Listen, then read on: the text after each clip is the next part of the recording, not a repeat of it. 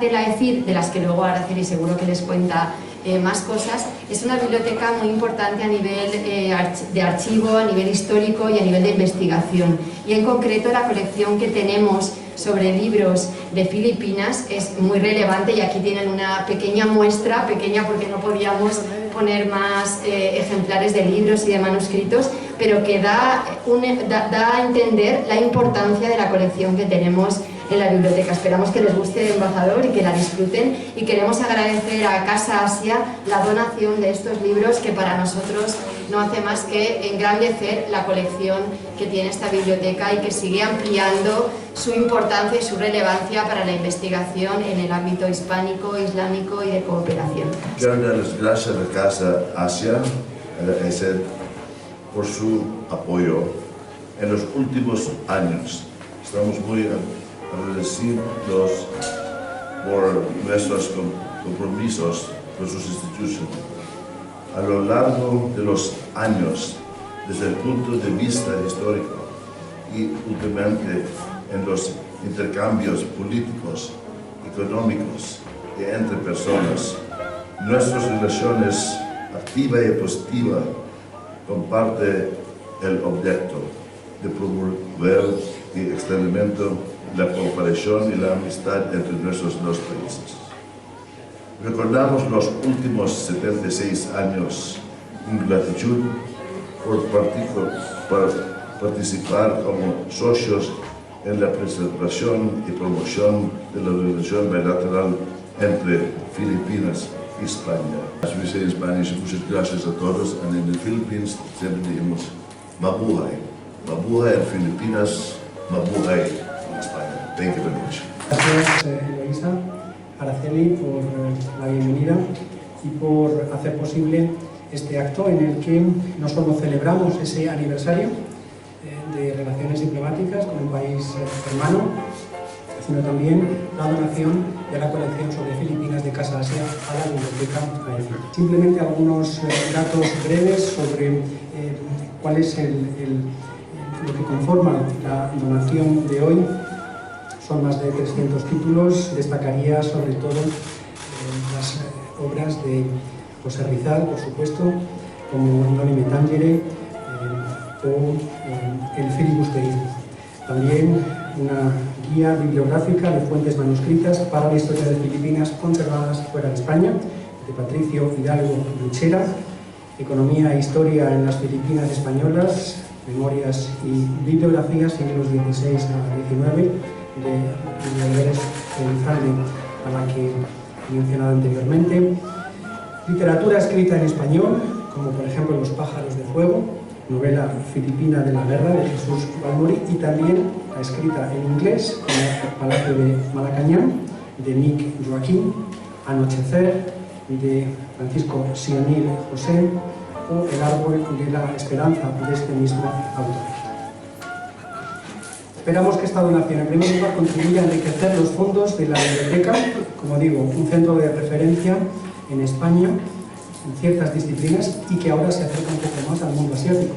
Esperamos que esto sea un acicate para dotar aún de más fondos a la biblioteca en libros sobre Asia y Pacífico, y en particular sobre Filipinas. En segundo lugar, facilitar la consulta de estos libros a todas las personas interesadas, y finalmente fomentar el conocimiento por la historia de un país hermano, especialmente querido para los españoles. Porque los que mejor utilizan los libros, los que teníamos, los que nos han entregado y los que vendrán, son los investigadores, los que estudian la cultura filipina y la cultura de cualquier lugar. Entonces, para mí es un enorme placer dar la palabra, si vienen por aquí, a Santiago y a Juan, porque esta es una biblioteca científica, es una biblioteca de investigación, y ellos van a poder decirnos qué utilidad ha tenido para ellos esta biblioteca y lo que ha significado en sus vidas la investigación sobre temas filipinos. En relación con esta biblioteca, tiene más de 45 años. Me impresiona ver lo mayor que soy. Cuando yo era un estudiante de Historia de América, en los tiempos del venerable Instituto de Cultura Hispánica, me licencié en 1980 y mi vida profesional me llevó por unos derroteros distintos a los de mi formación académica. hasta que en 1996, después de formarme debidamente en biblioteconomía y documentación, pasé a Manila a cubrir la plaza de jefe de biblioteca del Instituto Cervantes. Me mantuve ahí 4 años, inolvidables en el buen sentido de la palabra. Pronto me familiaricé con la figura de José Rizal y entre otras muchas cosas, también supe directamente lo que es la AECID, ya que estamos ahora aquí en los dominios de la AECID. Especialmente recuerdo que coincidí con un equipo de la agencia que dirigió la catalogación de los fondos de la época española del Archivo Nacional de Filipinas, Pambansang Archive Nam Filipinas, si no lo dije mal. Si se ríen es que lo dije regular. Seguí muy de cerca el trabajo de estos españoles que estaban catalogando y, como curiosidad, una pequeña digresión, ya que estamos en dependencias de la agencia, guiado por mi intuición, pude descubrir en el Archivo Nacional de Filipinas, en Manila, el documento que prueba que el nombre de un pueblo de Bulacan es debido a un héroe asturiano. Publiqué una reseña sobre ello, que fue la base para que hace unos años la Embajada de España en Filipinas patrocinara unos fastos entre el pueblo bulaqueño de Bustos y el del héroe, natural de Villaviciosa de Asturias. A partir del año 2000 trabajé en otras bibliotecas del Cervantes, hasta que hace unos 8 años me retiré. Desde entonces dedico una gran parte de mi tiempo a investigar acerca de las relaciones entre mi tierra asturiana e Hispanoamérica más Filipinas. Por tanto, como sabe bien Araceli y el personal de esta biblioteca, desde entonces soy un asiduo en esta querida casa. Mi último trabajo, publicado en el Real Instituto de Estudios Asturianos el año pasado, es un estudio sobre las relaciones entre el Principado de Asturias y Filipinas, el Extremo Oriente y el Pacífico, desde principios del siglo XVI. Huelga decir que la mayor parte de la información bibliográfica que me sirvió de base la encontré entre estas paredes y sus anaqueles. Incluso aquí encontré bastante más que en los buenos fondos de la Biblioteca Nacional o en las bibliotecas del CSIC de Madrid y Sevilla, que son también muy ricos en estos fondos. Por tanto, en este acto de hoy, desde mi modesta posición de usuario de biblioteca y de exbibliotecario, no puedo dejar de agradecer esta donación de Casa Asia, que pasa a enriquecer unos fondos que conozco bastante bien, modestamente dicho, y que sé que, junto con los de la Biblioteca Iberoamericana de Berlín, forman la colección más completa de Europa acerca de las repúblicas hermanas de América y Filipinas. Muchas gracias. Hoy vamos a hablar del tema que nos toca, que es las Filipinas y de las chicas, de las mujeres. Entonces, el tema de las mujeres lo empecé a estudiar cuando llegué a Estados Unidos y vi que casi todos los libros de historia se decía que los españoles fueron solos, que fueron sin mujeres únicamente a robar, a violar y a llevarse el oro, llevarse sus riquezas a España. Sin embargo, la visión que daban del mundo anglosajón era diferente. Eran familias que ya se quedaban, poblaban, iban con sus hijos y demás, ¿no?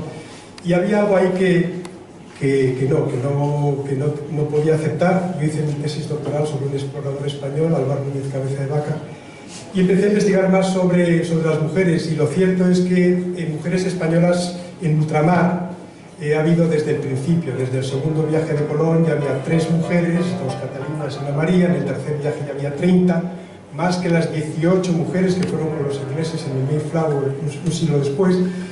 Y en el caso de las Filipinas vamos a ver que también desde un momento bastante temprano hubo mujeres. Que aparece con nombre propio, exceptuando algunos nombres que nos encontramos en expediciones del malagueño Ruiz López de Villalobos en 1542, aparece el nombre de una Isabel, no sabemos si era española o esclava, pero la primera mujer con nombre propio aparece en el 1569 y se llamaba Lucía del Corral. ¿Y por qué aparece? Porque era la mujer del maestre de campo Martín de Goiti. Esta es la primera mujer con nombre propio que aparece en las Filipinas. Más tarde irán apareciendo poco a poco algunas otras mujeres, algunas mestizas, y aparecerán también casos de juicios a través de la Inquisición, algunas mujeres eran acusadas de brujería y demás, ¿no? Y también hay que decir que uno de los, quizá, de los viajes más importantes de esa época, y creo que es un viaje formidable, porque no hay muchos casos en la historia, no solamente de la historia de España, sino de la historia universal, es de una mujer que es un poco más conocida últimamente, que se llamaba Isabel Barreto. Y Isabel Barreto nació, en contra de lo que se ha dicho, nació en la ciudad de los Reyes, en Lima, y consiguió, dio casi toda su hacienda a su marido, Álvaro de Mendaña, y se fueron en busca de las Islas Salomón, en la mitad del Pacífico, pensando que ahí, ya saben, igual que las Amazonas, el Dorado, las 7 ciudades de Cibola, que ahí podía haber los tesoros del rey Salomón. Efectivamente llegaron a esas islas que bautizaron con ese nombre, pero se le murió el marido. Y después de muerto el marido, con todo tipo de problemas, como se pueden imaginar, con una tripulación muy levantisca, con amenazas y demás, esta mujer, con muchas críticas, pudo llevar la armada hasta Manila. Es considerada la primera almirante, la primera mujer almirante de la historia. Hubo una excepción en el año 480 a.C., una señora que se llamaba Artemisia que trabajaba para el rey Jerjes, para el rey persa. También pudo ganar una batalla, pero de las modernas sería la primera. En España se la está empezando a dar un poquito de atención. En el Perú ya tiene algunos barcos incluso dedicados a su nombre, y en otras partes, o sea, se le está dando en Estados Unidos, en Francia incluso, se han impresionado mucho con la historia de esta mujer. Esta mujer no solamente llega a Manila, ya viuda porque su marido había muerto en el viaje, sino que en Manila se casa con un hombre más joven y más rico, y se vuelve primero a la Nueva España y después al Perú. Ha sido muy criticada, y lo que es una sorpresa para mí es que incluso hasta hoy la siguen criticando, y quizá la crítica viene porque el que escribió la relación de los viajes ¿cómo será el título exacto de la obra de Pedro Fernández de Quirós? La relación del descubrimiento de las tierras austriales. Austriales en honor a Felipe III, rey de los Austrias. De ahí viene el nombre. Y él fue el que escribió la relación. Y como competía con esta señora para controlar estas islas, lo que dice esta señora obviamente no es muy bueno. Otra mujer, de las varias que hubo, porque hubo bastantes matrimonios, incluso en estas armadas se casaban en la mitad del viaje. Otra mujer que salió de Toledo, aquí de Toledo, España, en el año 1620, y llegó a Manila. Llegó 15 meses después. Como se pueden imaginar, era un viaje muy duro. Tenía que salir en carreta desde Toledo, parando en diferentes pueblos, Mora, Carmona.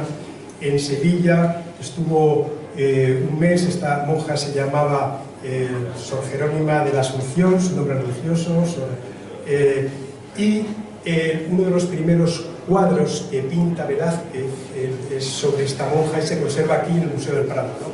Pueden ver, se ve, como hace también Velázquez, retrata el carácter de estas mujeres. Una monja que coge el crucifijo y parece que te lo va a romper en la cabeza directamente. Y con esta monja que llega al Caribe, llega a Veracruz, cruza de Veracruz a la Ciudad de México en mula, de México a Acapulco, y se muere una monja de malaria, y llegan a Manila, fundan el convento de las Clarisas, es excomulgada por intereses del gobernador. Luego no solamente en Manila fundan un convento, sino que en la China, en Macao, fundan otro convento. Mujeres extraordinarias que no deben pasar desapercibidas, y en este momento es en lo que estoy trabajando, ¿no? Muchas gracias. La exposición que han visto aquí es una exposición sobre todo de libros antiguos, patrimoniales, que son propiedad de la Biblioteca de la EFUR. Esta biblioteca tiene 3 colecciones. La colección Biblioteca Islámica, que está especializada en humanidades y ciencias sociales sobre América, sobre el mundo árabe e islámico. y que es referente mundial en esa especialización, la Biblioteca Hispánica, que está especializada en humanidades y ciencias sociales sobre América Latina y Filipinas.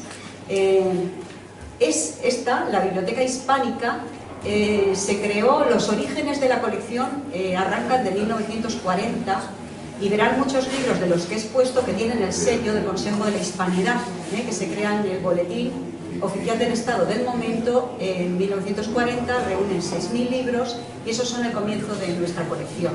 Es una de las bibliotecas especializadas en América y Filipinas más importantes del mundo. Como nos ha dicho Juan, en Europa estamos nosotros y está la biblioteca del Instituto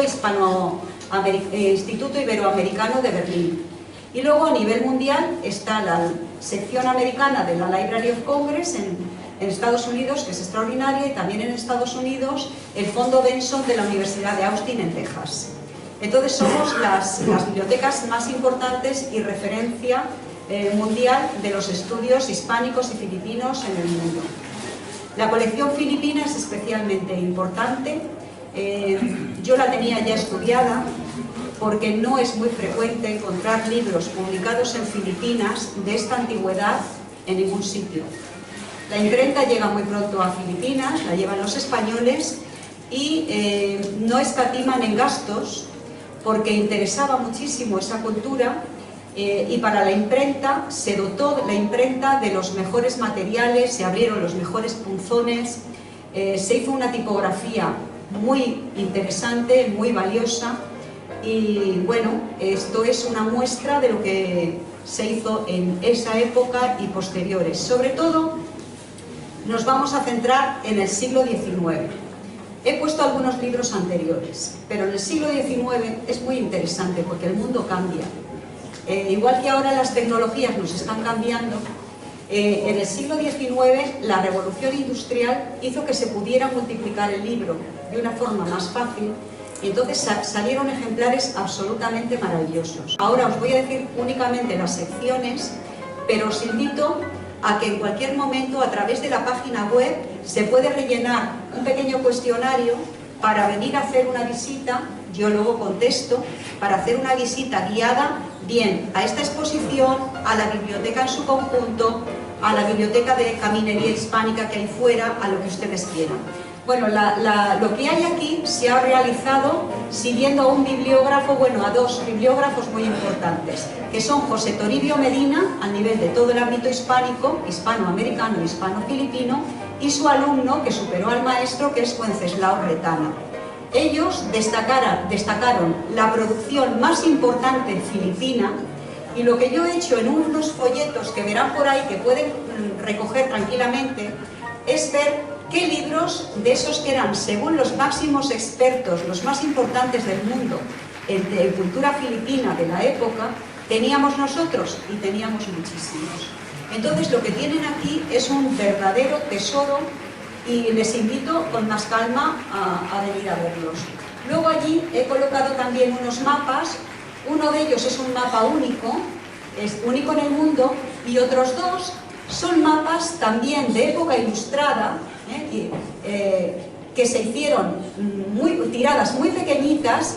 Uno de ellos está en la Universidad de Deusto y aquí, y el otro está en una universidad alemana, en la Biblioteca Nacional y aquí. Muchos de los libros aquí que tienen en esta exposición son únicos en el mundo. Pues nada más, cuando ustedes quieran pueden ponerse en contacto con nosotros y les enseñaremos en profundidad lo que hemos puesto aquí. Muchísimas gracias.